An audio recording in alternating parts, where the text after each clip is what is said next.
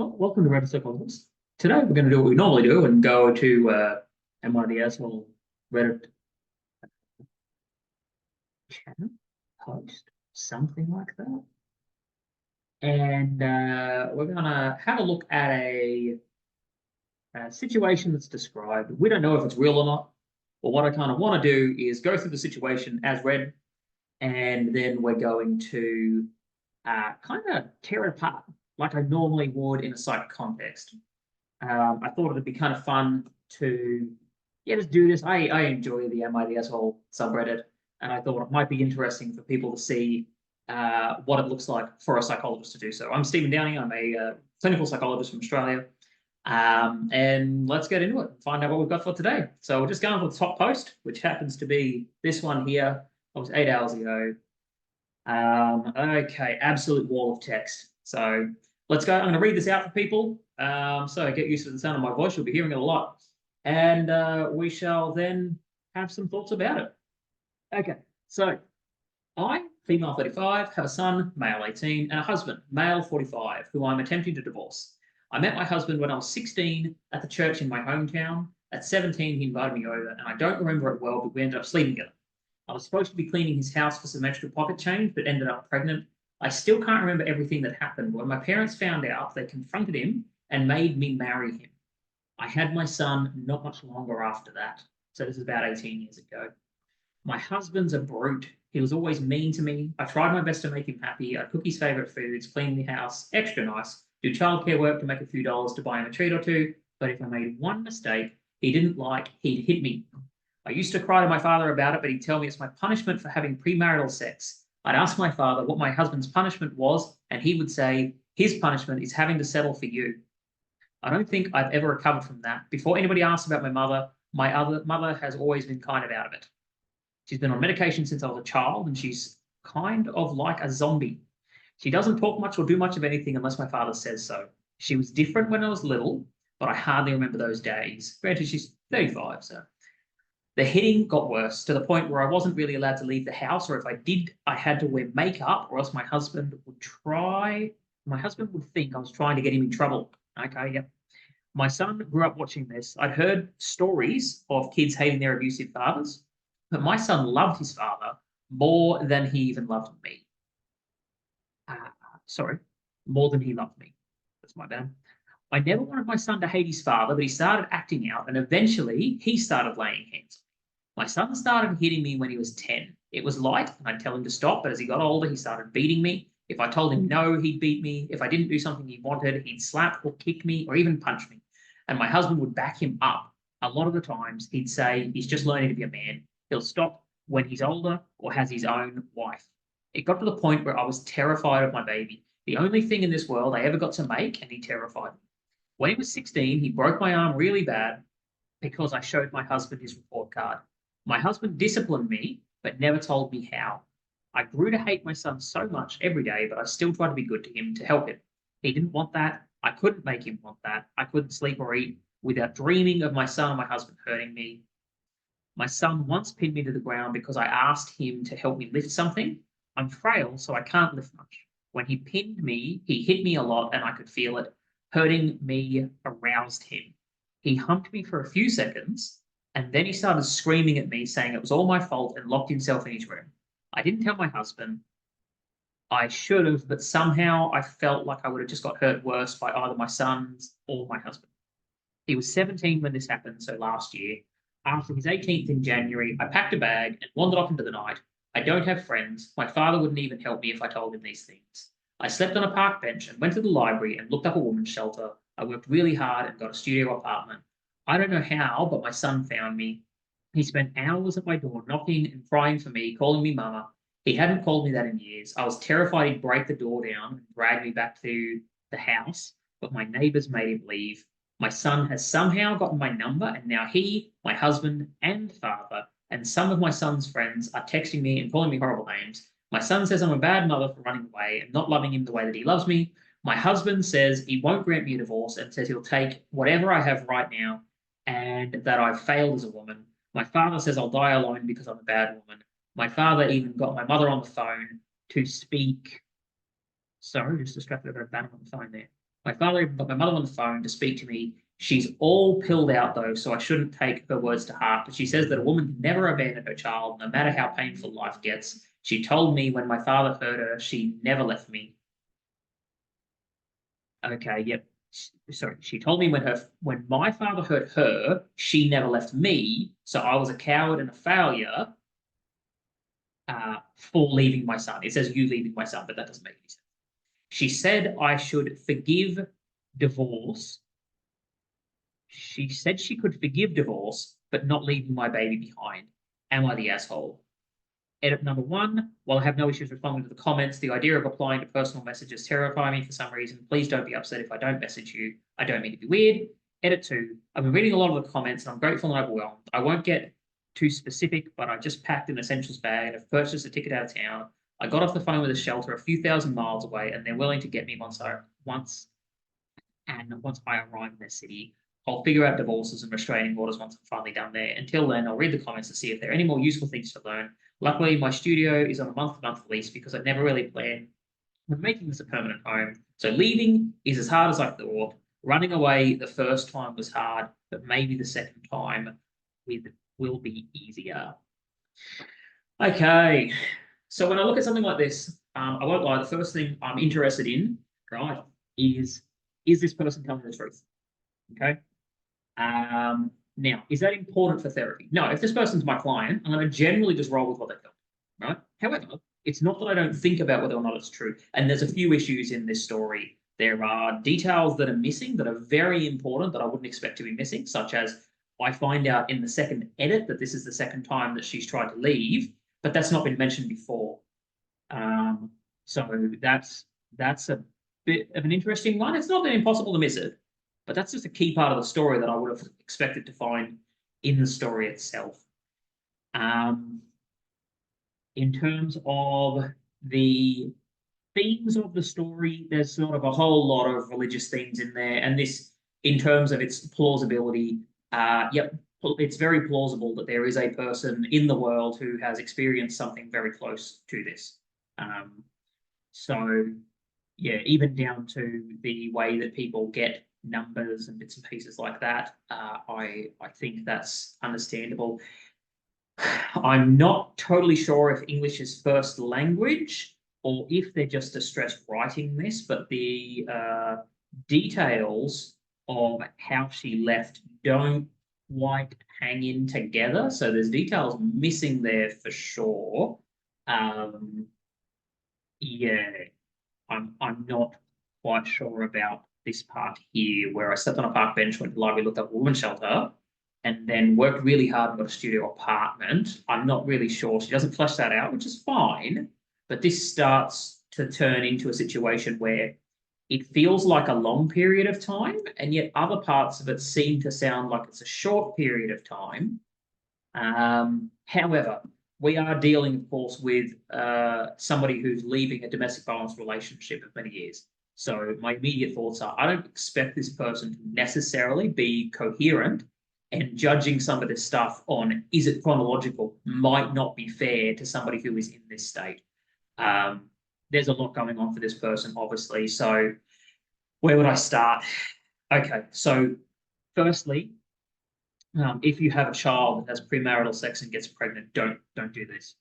That's, if you can do better than this, you've improved at least on this situation. That's where most of this starts. So essentially, my understanding is this person's relationship starts by being hired as a job to go and clean somebody's house who is 10 years older than them. Now, we need to do a little bit of math. So met my husband when I was 16 at the church. So I just want to do the math and make sure that this is actually correct and they're not trying to edit things to change, right? So the way that I do therapy, I reserve the right to have a generic mistrust because I have clients who will change details of stories to not disclose, for instance, that they were actually underage, and this could be, for instance, like statutory rape. Can't say that bloody word.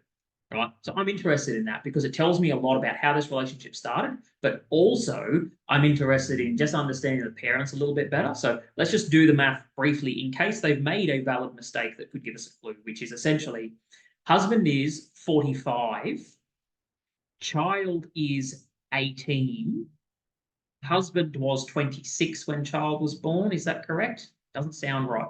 You know what, David? Use the blank calculator. Here we go. Should I need to? No, but we're going to anyway. Basic math here, 45 minus 18. So I can't get it wrong. He's 27, fair call. Her age is the one that's not adding up to me. Her son is 18, 17.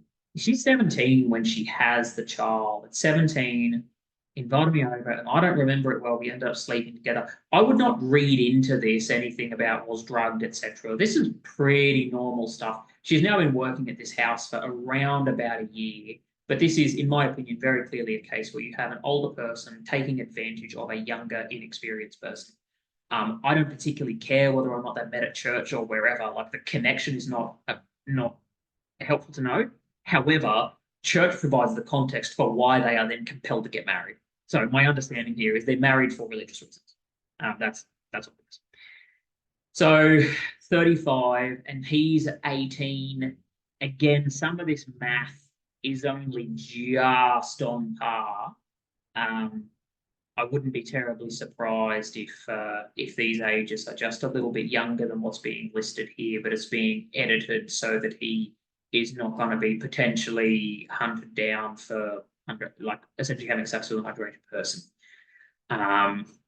Right. We have here just a few things. So husband always rude, always mean to me. And then we've got what is typically a domestic violence pattern where the person assumes that they are at fault, that they are responsible for the actions the other person is taking. And therefore they try to improve the situation when in this case, I would look at it and say, no, this man is like this. This is what he is like. You are not going to change his nature by your actions. You are in an unsafe relationship. And then you just see the fairly typical domestic violence pattern of a gradual escalation. Yeah, I mean, this relationship started with him taking advantage of her, and it just escalates from there. But I think what makes the situation worse is she does not have any care or protection from her father. So rather than seeing his like her mother's out of the picture, let's just assume that she truly is on provider medication or whatever, which I look at and kind of go, there's a lot more to that story anyway, because he beats her. And is this potentially a case of medication abuse? But that is not my client. My client in this case is whoever's in front of me. And this woman is my client as far as I'm concerned. But I've certainly got some warning flags. Look, what's normal for you? What have you seen growing up? What has happened in terms of what has gone on in your family life that when you come to tell me this, you're only seeing the very extreme points of this as abnormal, where there could be an absolute boatload of stuff which you consider normal just because it's what you grew up with. So that's some of the thinking that goes along here. We got going through. So turn to the point where I wasn't really allowed to leave the house, or if I did, I had to wear makeup, or else my husband would think I was trying to get him in trouble. So I think that that's what she thinks from her perspective. I look at this and go, it just looks like another element of control. Where now I'm using the bruises that I gave you as just another reason for why you need to be isolated and can't leave the house. Wouldn't be terribly surprised if that is what's going on, whereas she's seeing it from her perspective as, oh, okay, that's reasonable, you can get in trouble, and I have to literally cover your bruises to make it acceptable that other people, are going to interact with me without you getting in trouble. That's wild to me, but this is not uncommon at all. I've seen this several times.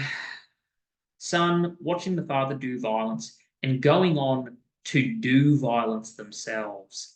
Okay, so this is not particularly common from what I have seen, though absolutely it's possible. But the reason that I would sort of go, yeah, this is plausible, has actually got to do with the genetic transmissibility of personality disorders. So essentially, this child has about a 30% chance of having whatever personality disorder his father potentially has. And that's sort of what I'm thinking from somebody who takes advantage and ultimately is like incredibly violent in their relationships and stuff like that. I'm usually thinking at a useful level. I don't diagnose by proxy. So I don't really care, but I'm trying to understand what sort of person does this. And this has the vibes of somebody who is married to somebody with antisocial personality disorder. Um, so that's sort of my thinking, but then it starts to become just the sad facts of the genetic transmissibility of personality disorders, and it's around about 30%. So for the son to be observing all this behavior, so it's not like we've got the saving grace of solid attachment and safe behavior to save the child from this. We have a genetic predisposition probably towards antisocial personality disorder, and we have all the environmental factors to turn it on. We absolutely see this. And I think it makes sense later when you see an 18-year-old boy who comes along and has, I feel like, potentially quite advanced manipulation techniques for an 18-year-old. So when he turns up and is banging on their door, calling her mama, I don't think this is some kind of dissociative. He's calling her mama. My assumption in this case would be, I don't like the fact that my world has changed and this is likely to get to you. And so he's essentially trying things that work, which is what kids do. That's fine. But I would look at this as an expression of antisocial manipulation rather than, oh, he's truly got that. Because essentially, I don't see anything in his previous behaviors that demonstrate actual attachment to his mother. It looks like that attachment is ruptured. So I'd be looking at this behavior as more manipulation technique than true, like essentially rupturing of attachment. Yeah. Some of this other stuff, other people might view this as consistent. I really don't think that it is, where she shows report card to husband, and then he breaks her arm. Husband disciplines him, but never tells her how. Yep. Like, this is just a mess. This is where things just start to literally go from bad to worse. It can be hard to hear this stuff simply because you start to try to make sense out of it. And my mind runs off to, I don't think that she's saying that my husband disciplined him because he broke my arm.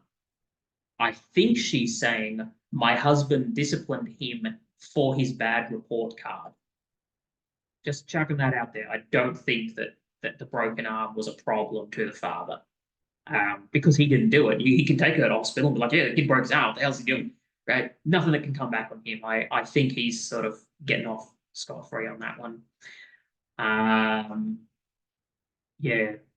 Hit me a lot. I could feel it. Hurting me aroused him. He humped me for a few seconds, screamed, ran away. This again has got those sort of antisocial personality traits of sort of parent control. They tend to be sort of motivated by parent control, as I just said before, but this sexual arousal as a result of complete control. Yep, very par for the course. So I'm still sort of rolling with, this is a woman who has not only dealt with her husband with antisocial personality disorder, but has gone to have her own child turn into that, and has ultimately, for her own safety, had to walk away from her child. And we see this later on. I find, for me, this is where it gets wild. My father got my mother on the phone to speak to me. She's all pilled out, though, so I shouldn't take her words to heart. But she says that a woman can never abandon her child, no matter how painful life gets. She told me when my father hurt her, she never left me. So I was a coward and a failure for leaving my son. Now, yes, that is a valid thinking style from within that framework. I can understand how her mother gets there, but what I can't imagine is this situation happens where the father has compelled the mother to get on the phone and is probably there while this discussion takes place and probably doesn't see anything wrong with what she's describing. So like, yeah, this is good logic. You should listen to this, daughter. Like, how dare you? Like, I beat your mother and she's still here. What are you doing? Are you weak? And this sort of stuff it's wild from the outside, but when this has been your life, this comes across as a damn near reasonable way to think. And I think that's something that we've got to always bear in mind when we're dealing with people that have been through these fairly extreme life circumstances. You need to be thinking about what's considered normal under the circumstances. So Yeah, I think that's an interesting way to unpack it. Where should you go from here? Obviously, you're dealing with personality disorders that have got to this point. You really should be thinking carefully about what level of interaction you're going to have with these people. Like, you've got a long healing journey to go. This person is 35 years old, and so I think they potentially have that going for them to a certain degree. They've got time to be able to get on their feet. Often women in this position are, older than this, and they have no superannuation, no money, no nothing, and they also don't have time to be able to find a way to turn it around. Despite the fact this person is undoubtedly very, very, I think if they can access the right help and support services, they have a chance of being able to make a life for themselves that's meaningful and different. But they will carry this pain forward with them for the rest of their life. That's not something that you just something that you get around. Now, what I will do is, as this is just a trial run, and I've noticed that the wrong camera is present, which is actually that one instead of the one that I've been looking at from time to time, which, like happens. I want to briefly see if I can change this over to the other camera. How would I do that? Video, Elgato. Okay. And that's the camera that this should have been the whole time that I've been speaking to, but here we are. So that is clearer. There's a few things I need to do in terms of formatting, but that is how I would like to break down these sorts of things. It's a rough read, this one in particular, just due to the domestic violence aspects and the power and control elements that are present from when this person is essentially 16 years old and taken advantage of without backup or support. And it's like these situations become very rough over time. So, all right, that's all for today. That sad story. We shall finish up there and I guess review a different one a different day. Thanks for sticking around. Catch.